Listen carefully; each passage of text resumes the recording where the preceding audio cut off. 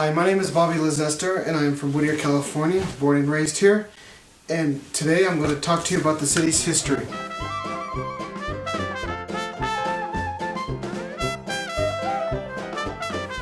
Whittier, California was founded in 1887, but was established in February of 1888 and was named after poet John Greenleaf Whittier. It is known that John Greenleaf Whittier himself has never visited Whittier, but in honor of having a city named after him, he had written a poem which I will now read to you. My name I give to thee, dear town for whom the flowers are born, stars shine and happy songbirds sing. What can my evening give to my morn, my winter to thy spring? A life not void of pure intent, with small desert of praise or blame. The love I felt, the good I meant, I leave thee with my name. Good morning. I'm Mayor Owen Newcomer, City of Whittier, and it's a pleasure to be with you today. Whittier is a special place. Founded more than 100 years ago by Quakers who were seeking a place that they could develop a community, have farms, raise their families, and put together a community based on the principles of the Quaker religion. Well, there's still 2 Quaker congregations in town, but obviously now with almost 90,000 people, Quakers are a small percentage of our community. But their spirit, the ethos that they started, are still very much part of the city of Whittier. During the founding days of Whittier, Jonathan Bailey and his wife Rebecca were among the first residents, and they followed the Quaker religion and its followers, and they had meetings at their home on Bailey Street on their front porch. In 1784, Manuel Nieto, a Spanish soldier, received land grant of 300,000 acres, known as Rancho Los Nietos, as a reward for military service to encourage settlement in California. In 1804, Nieto died. He gave his children his property. And during the Mexican-American War, a rancher who was known as the last Mexican governor named Pio Pico, he owned much of Whittier at that time, and he had built the San Gabriel River, which today is known as Pio Pico State Historic Park.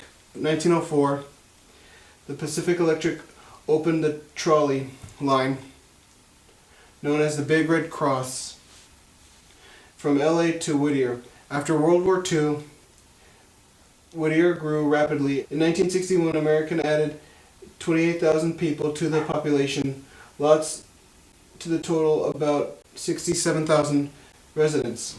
We have an emphasis on churches, volunteer groups, charitable organizations.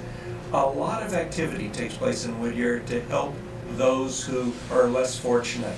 From our Women's Children's Crisis Center, to the First Day Homeless Shelter, to providing education with Whittier College, a Quaker institution, at least at its beginning, and now a very prominent liberal arts college. It's right here in the heart of town.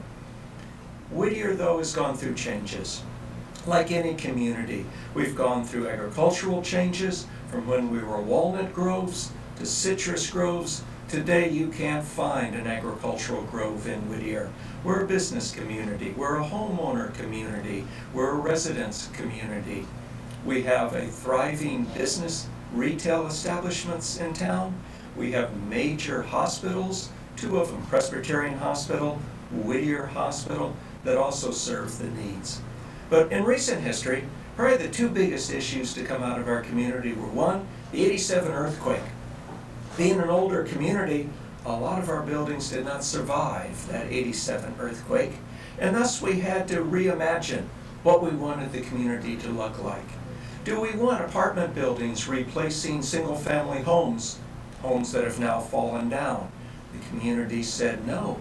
We want to preserve our history and keep our single-family communities, while also supporting our multifamily communities that already exist.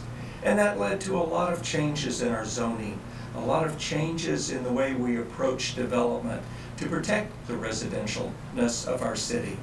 Well, those battles are still going on. The reforms are still taking place. And this is 2012, and we still have empty lots where homes came down in 1987 and haven't been rebuilt. We have business spaces in Uptown that haven't been rebuilt. So it's still a struggle, but we're making progress. So the '87 earthquake made a big difference in the type of community we wanted to preserve. The other big issue was our hills. Our hills for almost a century were oil property. And, well, they didn't get developed except for drilling oil. Well, oil petered out at some point, and the oil company said, we can make better use of this land by selling it and building homes here, building businesses here, putting in, well, they had all sorts of things they wanted to put in the hills. At that point, the community said, wait a minute, we like our hills. We like the visual, we like walking in our hills, we like the serenity of living next to undeveloped hills, and the community came up with money to buy the property from the oil companies, and well, they're still preserved. Now, life isn't actually fun unless there's a controversy or two out there. So in the last few years, we have revisited our hills and decided, well, could a little bit of oil drilling take place up there and be beneficial to the community as well as beneficial to the hills? Very controversial. Our city council decided, yes, that's a project, if done right, can be a win-win for the hills and a win-win for the city. And what we've done is we've allowed 7 acres to be taken out of its preserved status. On those 7 acres, oil wells will be drilled. These will be underground wells, not the traditional wells where you see 30 pumpers around you, but underground.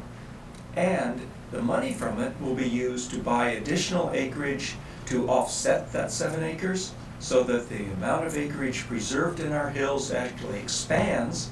Okay, we take away 7 acres, but we add more than 7 acres. It'll also take money from the oil drilling to restore native habitat.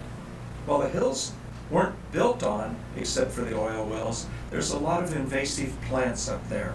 There's a lot of disturbed territory where they put in roads and put in well sites of the old traditional type throughout those hills. So except for the 7 acres, the money will go for reforesting, replanting in native plants so that the preserve is more in its natural state. Also, money will go to preserve and enhance the wildlife corridor. Right now we have a very big obstacle in that corridor called Kalima Road. It's a major thoroughfare. It cuts through the preserve, and unfortunately lots of wildlife get killed trying to cross Kalima Road. There's already one underpass. Money from this project will build a second underpass, which will be tailored for animals. The first underpass is tailored for humans. This underpass, the new one, will be designed to encourage animals to use it, similar to one that already exists further east in another community that also is seeking to preserve a wildlife corridor in their community. It's been very effective in the other community. We think it'll be very effective here. So we'll get restoration of plants, we'll get safer corridor movement for the animals, we'll get additional acreage. We give up 7 acres in order to get all of that. Obviously, there's also benefits to the city. We will get a percentage of the revenue from that oil going to the city because the city owns the mineral rights. And thus will increase our ability to provide services to our residents, will expand the preserve. We think it's a win-win. As you can imagine, it's been very controversial. But those have been 2 major changes in our history. The '87 earthquake that got us to rethink what type of neighborhoods we wanted, what types of businesses we wanted, what we could do to recover from the '87 earthquake, and our hills. When the oil companies decided it wasn't economical, it went into preserve, economics changed, now it can be economical, and in a way that minimizes the impact up there and benefits everyone. So those are the 2 big changes.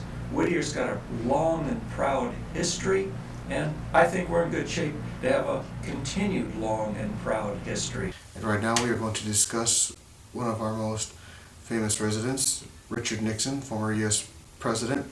He was born in Yorba Linda but moved to Whittier, where he attended Whittier High School and ran for class president, but unfortunately he lost to another student.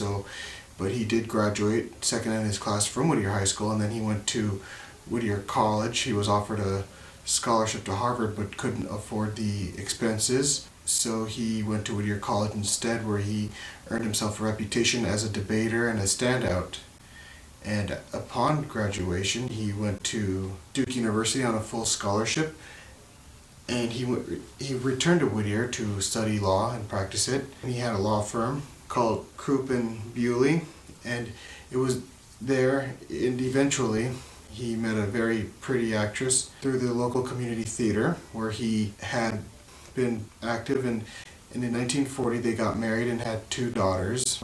That was one of our more famous residents of Whittier, and he attended Whittier College, which is very, very widely diversified. As a matter of fact, it was founded in 1887 by the Religious Society of Friends, by business leaders Washington, Hadley, and Aubrey, Wardman, that is, and it was named after our poet John Greenleaf Whittier, and all of the athletes at Whittier College proudly call themselves poet, just like John Greenleaf Whittier, famous poet.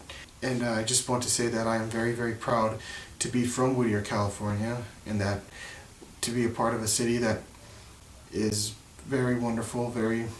I've had a lot of great memories here, and also a lot of great movies and TV shows were filmed here. As a matter of fact, the final episode of The Wonder Years, the parade scene, was filmed in Uptown Whittier, and Back to the Future was filmed at Whittier High School during the 1980s. So that's the history of Whittier, California in and of itself. So I am just proud to say that I am from Whittier. Whittier's got a long and proud history, and I think we're in good shape to have a continued long and proud history.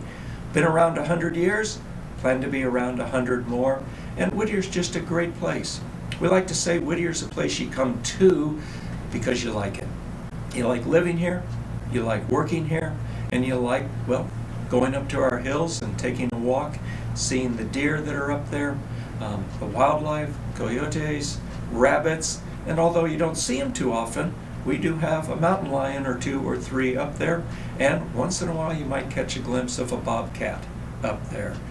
We're very proud of our community, and well, very proud to talk about it. Thank you very much.